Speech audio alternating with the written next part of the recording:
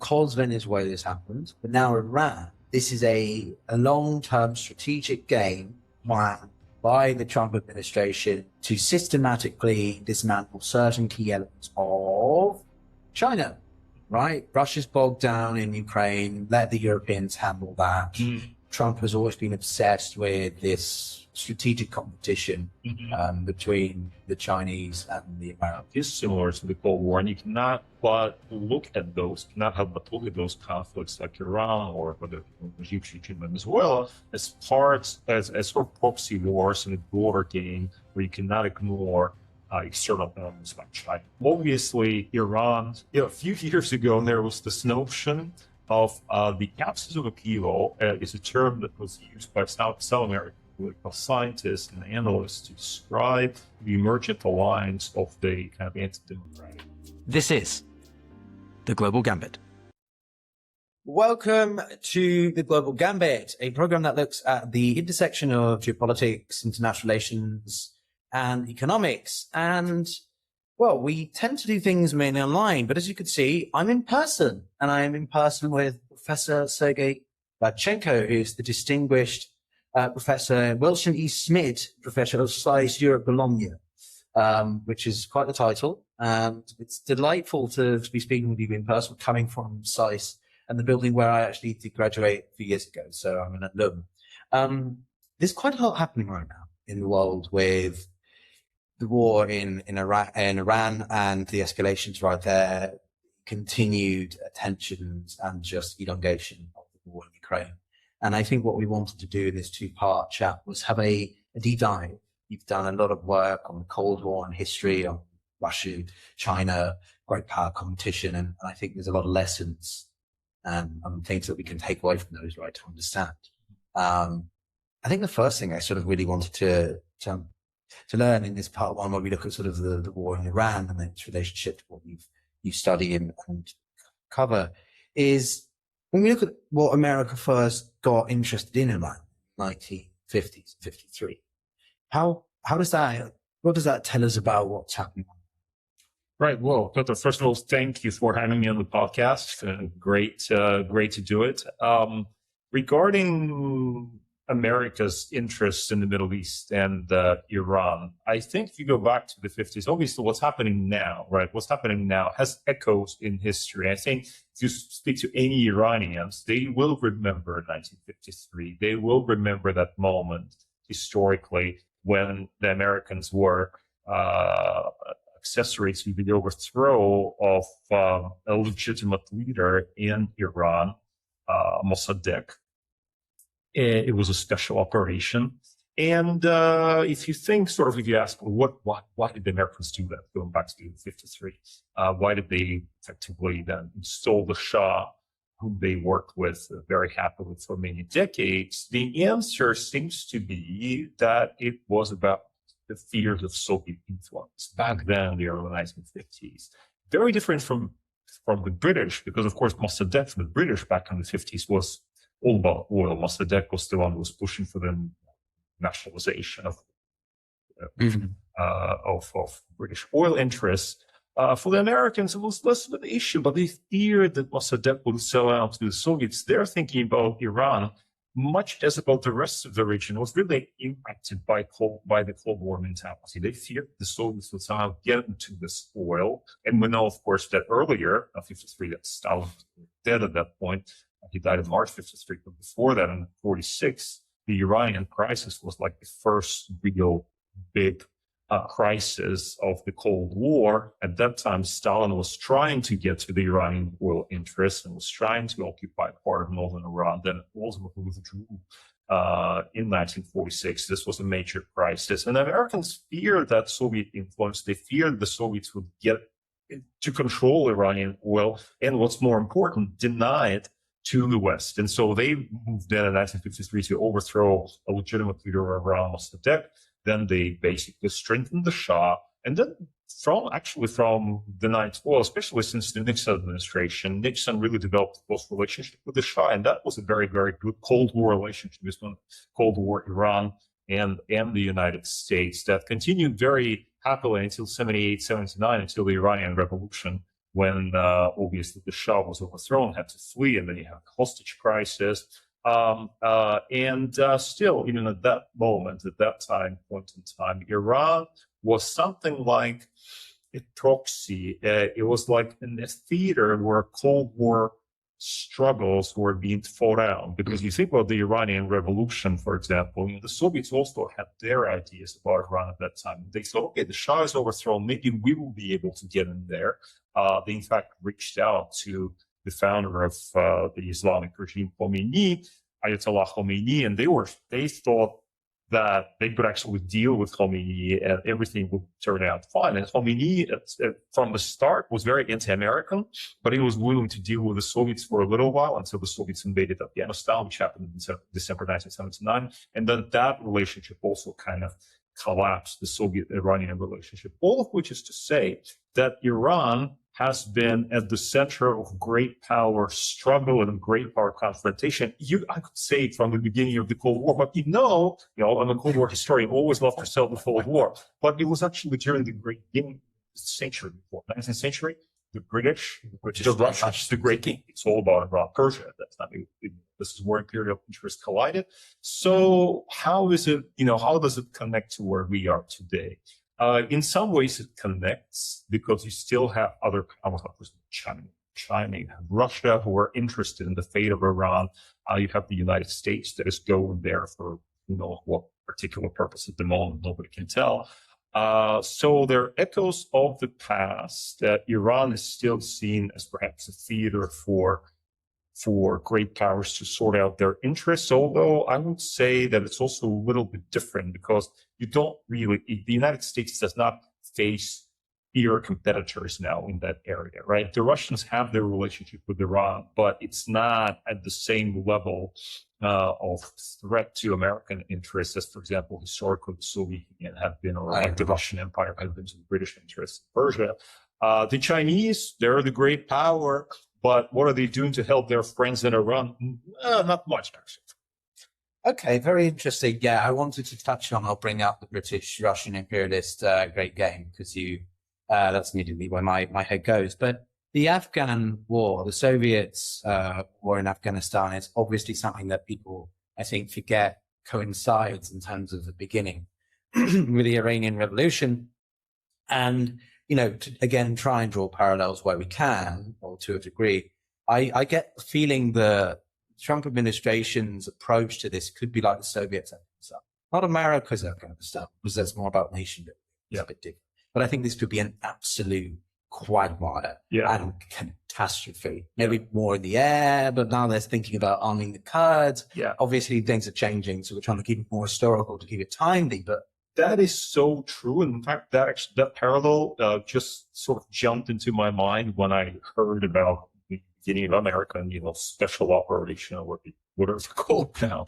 Strange parallels to Russia's invasion. Operation Epic Fury. Operation Epic Fury. I think Putin needs to call his own operation something like that. They should do better, exactly. To sell it better. But here's the interest. I mean, if you're right about the Soviet invasion of Afghanistan, right? So the Soviets invade for I won't say. I think there was a reason that at that time the ruler of Afghanistan, Hafizullah Amin, was someone whom the Soviets did not trust. He was allegedly pro-Soviet. They felt that he would sell out and become like potentially an American friend in the region. So I think they feared that aspect. But in the end, and I think they invaded and they thought, okay, we'll get rid of the guy, then we'll put him in the army. First, they went and killed the guy, right? They killed him in, and then they moved the army in. And they realized very quickly it was a quagmire. And it seemed that at that point, it became a question of, well, you want to win this war because it's important for the credibility of a superpower. Why? The Soviet Union is going to be defeated by this, people in Afghanistan. That's outrageous. How can you do that? So the difference with the United States is that we're in the how many days of this war against Iran? Nobody knows what it's all about. Nobody can give a reason. Okay, what's the purpose of this? 5 days of what the Soviets was like decade. Well, for the Soviets, it was decades. They were almost spoken about it. It was a bad idea, but then they got into this position of credibility, right? So you get in, and it's a superpower issue. And maybe that's something that is going to help Trump, because he doesn't seem to have concerns about credibility. Like, he doesn't care. Maybe he will fight a war against Iran for, a few weeks and then say, this was a victory, let's go home. And this is the best thing that can happen, actually, because if he starts to think in terms like the Soviets thought about Afghanistan, it's an issue of credibility, or the Americans thought about Vietnam, that it's an issue of credibility, he has to bring it to a conclusion. What is a conclusion in Iran? Something that, somehow would serve American interests. No one knows what American interests are involved in this situation. So I see the American current bombardment of Iran to have even less of a strategic rationale than the Soviet invasion of Afghanistan. Because in the case of the Soviet invasion of Afghanistan, as crazy as it was, but at least there was a protest. They said, okay, we don't like this guy for the particular reason that he may sell out to the United States. In the case of Iran, we have this unclear reference. There was, what's her name, the White House spokesperson. Oh, right. Who was talking about it just the other day, and she said, the president had the hunch, he had a feeling that this is going to threaten American interest. What does it mean? Nobody knows what it means. But this is the new reality of American foreign policy. I think he literally had a niche at the back of his neck. Why not? I mean, it does sound almost comical, right? And for Trump, it doesn't. Well, he does not. This is the kind of stuff that he does. But if you look historically, if historically you have American, the overthrow of Mossadegh in 1953, there was a strategic rationale there. They feared that there would be Soviet influence coming into Iran, that Mossadegh would sell out to the Soviets. By the way, this was completely wrong. The Soviets thought that Mossadegh was unreliable and etc. They were not going to get into that. There was no real chance. Interesting. So it was a miscalculation. It was not miscalculation. It was a misperception. So they got it wrong about Mossadegh. Right. We now know from the Soviet side of the story that the Soviets did not trust Mossadegh. So, but at least there was a rationale. We are going to overthrow this guy, which was not a military operation. It was a special operation, Yeah. I understand to the thing. But at least there's a rationale. When the Americans tried to rescue hostages that were taken by the Khomeini regime, yes, during the hostage crisis, and obviously that was a huge disaster of the Carter administration in 1979. Well, that also had some kind of rationale. Okay, you go in, you're trying to rescue hostages, right? You've got a reason to be there to do something. Now, it's, you read their justifications and that doesn't really make sense. So that is the great mystery about Trump's, the White House foreign policy at the moment. But just to build on that though, because I think a lot of people will be wondering how much, for those who know their history will probably be aware that the Soviet Union's invasion of Afghanistan was part of the implosion of the Soviet Union, right? Aside from the internal economics and that the Soviet Union wasn't able to keep up with America, it's just economic. And let alone Glasnost and Perestroika under Gorbachev. But how much is this going to be an implosion of the American economy? Or is America just so much more that collectively stronger, unified, and why it's not that the same? Right. I mean, the Soviet invasion of Afghanistan was problematic, obviously, for the Soviet Union. I wouldn't say that the gold mine actually cost all that much for them. It certainly did not cost as much as, for example, the American, decades of war in Afghanistan, or indeed the American involvement in Vietnam. And then I think there a colleague of mine, Evgeny Kalinovsky, wrote a wonderful book about the Soviet withdrawal from Afghanistan called The Long Goodbye, in which he actually managed to calculate how much that was, what percentage of the Soviet military budget the Soviet operation actually was, and it wasn't such a great percentage. So in other words, it could be sustained in financial reasons, but where it really hit at the Soviet legitimacy was once you have glasnost in the USSR, you have to explain to your people, what are we doing in Afghanistan? What's the purpose of going there and killing these poor people? There's no sense in all of that, right?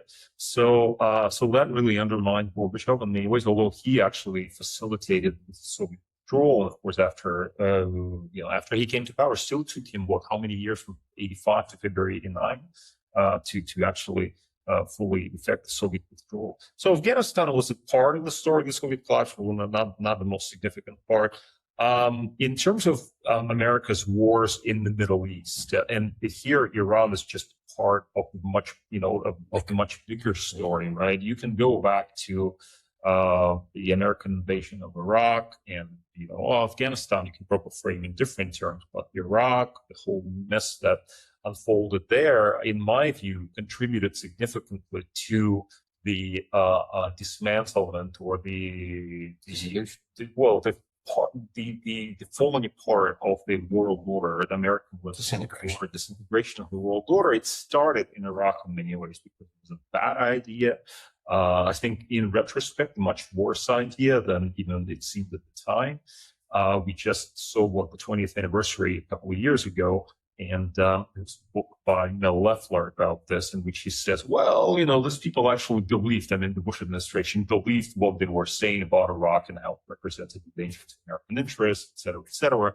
And I hear that, but still in retrospect, it seems like such a terrible decision to go there and waste all that power, waste all that American credibility on the region, create also a gigantic mess, which we're still trying to ISIS, isn't it? Yeah, ISIS, all of that. So if you take that, right, the backdrop of American misadventure in the Middle East, those 20 years, the economy of Iran, it's like, okay, it's bad, but it's not like previous administrations did much better, right? No. The whole thing looks like a disaster from going back to 2002. But this is why Iran's so big, because, it's much bigger than Iraq. It makes the war in Iraq, because there's people contemplating, well, yeah. Aerial campaign is one thing, but we know from history that no aerial campaign has ever successfully ensured regime change. One example, Serbia, of course, with Milosevic. Well, that's one example. That's a very interesting example. But you're exactly right. But here's where I think there's reason to be hopeful. Again, you go back to American experience in Vietnam, the Soviets in Afghanistan, Americans in Iraq from 2003 onwards, the whole situation. And you see that what really created this long, protracted wars was the issue of credibility. So you get committed there and you cannot get out. To me, Trump comes across as a guy who doesn't have a strategy, but also doesn't worry about credibility. This is a guy who doesn't have a problem with credibility. So he could, in other words, what I'm saying is he could lose the war. He could bomb the hell out of Iran. And sometime later, he'll just say, okay, we've achieved a great victory. We're going back home. And of course, nothing will change. The Iranians will, still remain hostile. Vile regime will continue its existence, and probably get worse and still pursue their weapons programs, etc.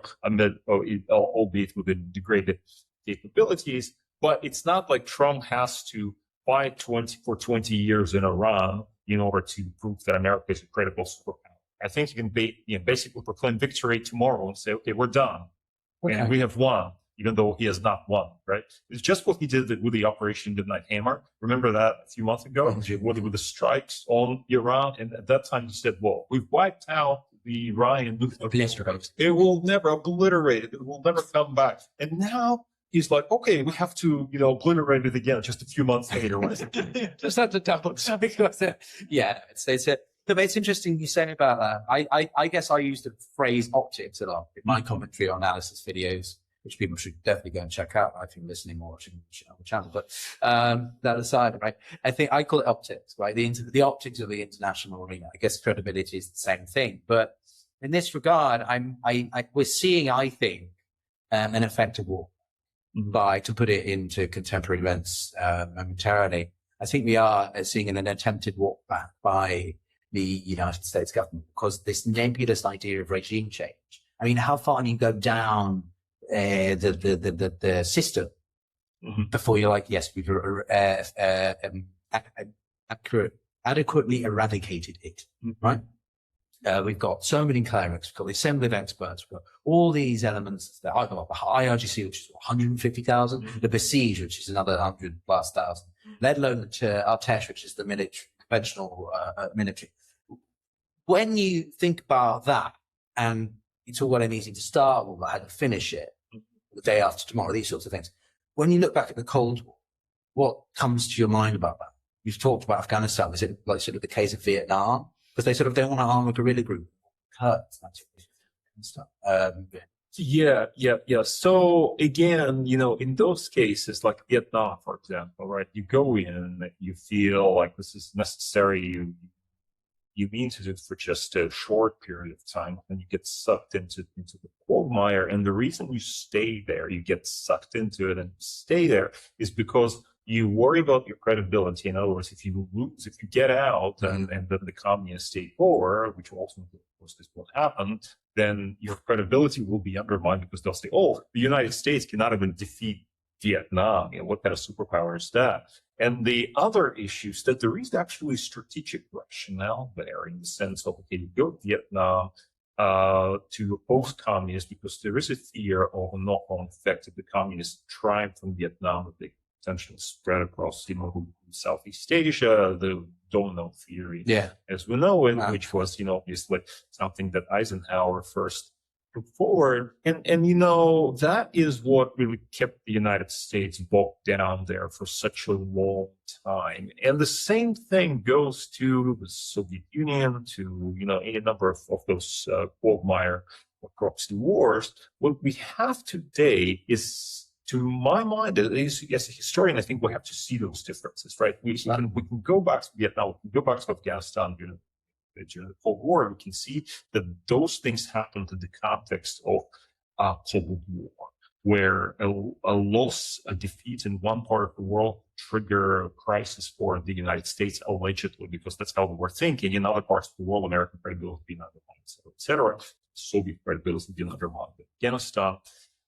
Today, can you frame that, the American actions in those terms? Is there something else? I don't think it's the same thing. In other words, Iran seems to be, in a way, kind of peripheral, really, to, I'm going to get also the story from Afghanistan is peripheral. But I guess what I'm saying is, it's not like being defeated in Iran somehow will fundamentally alter the picture for the United States globally.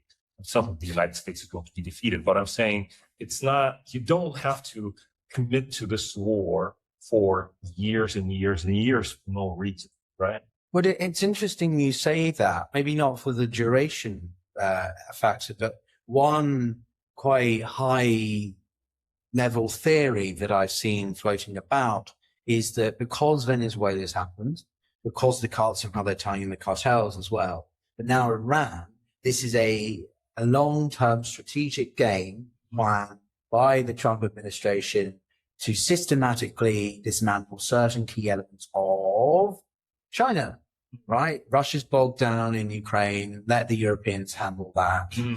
Trump has always been obsessed with this strategic competition between the Chinese and the Americans, Beijing, Washington.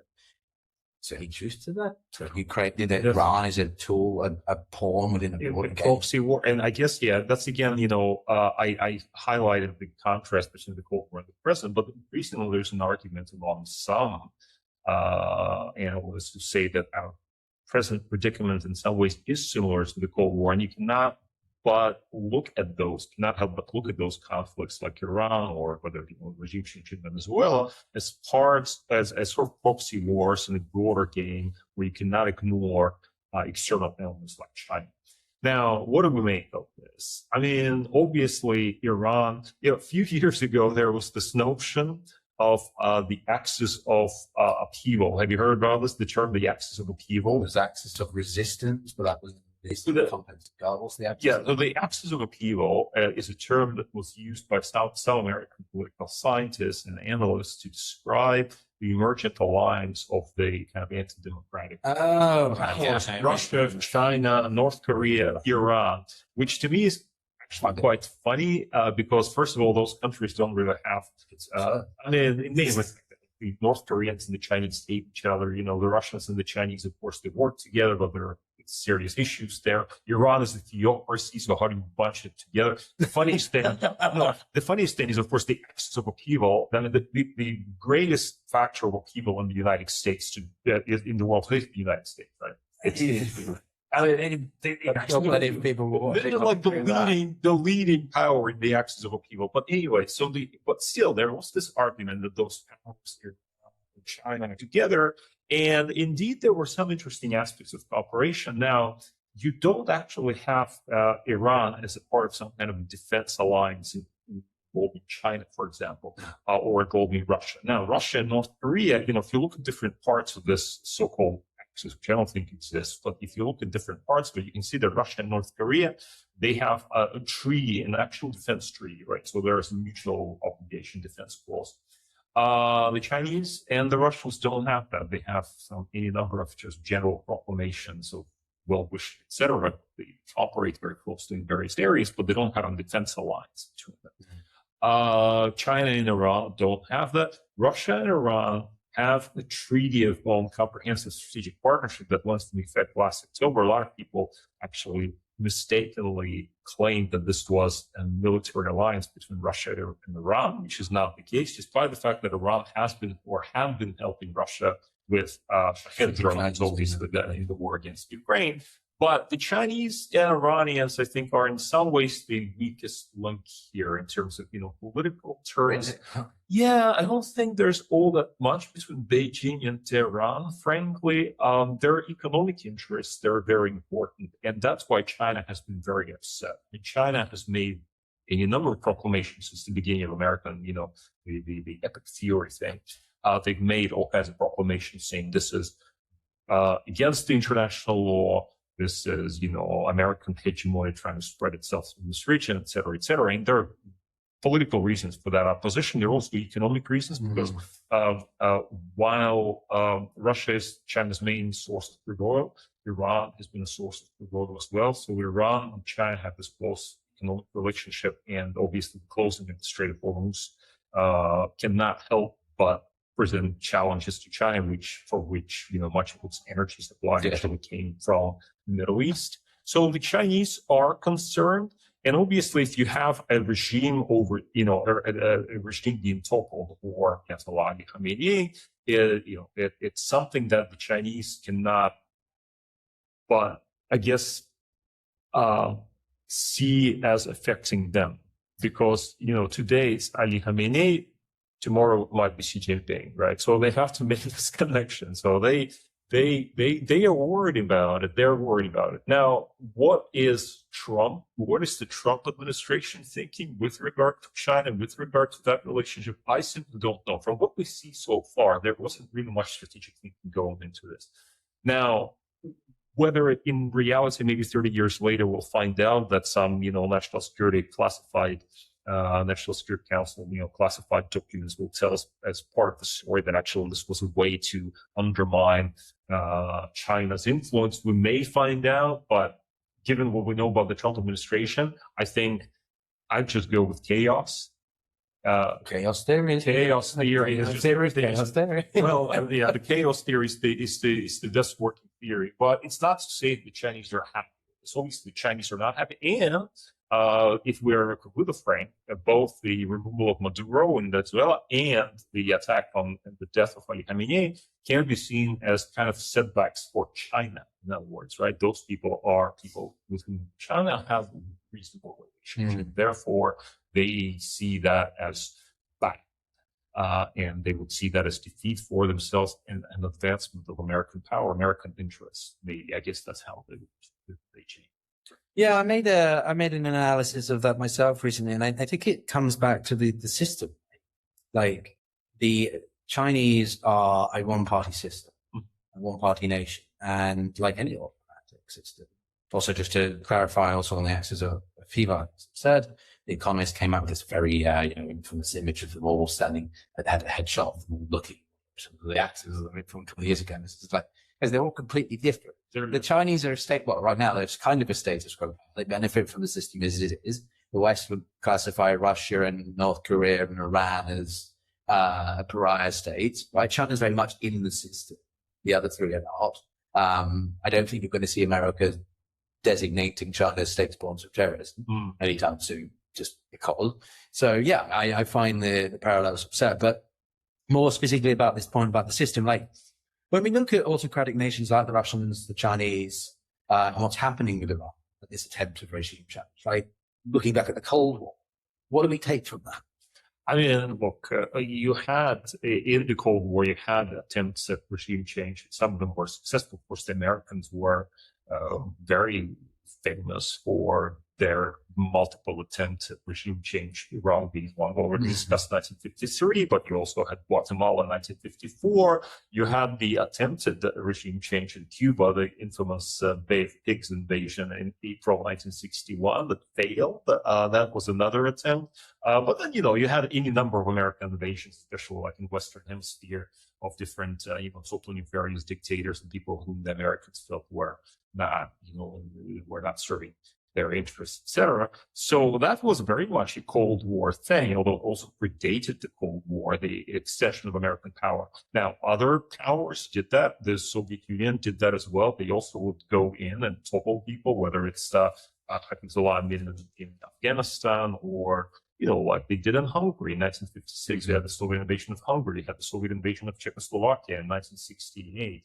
So you had that practiced by great power. So you could say that what we're seeing today is in some ways an outgrowth of the Cold War and the continuation of some of the same practices that also underpin the Cold War. In other words, this military operations to topple somebody in a foreign country, that's not something hugely unusual in the context of the Cold War.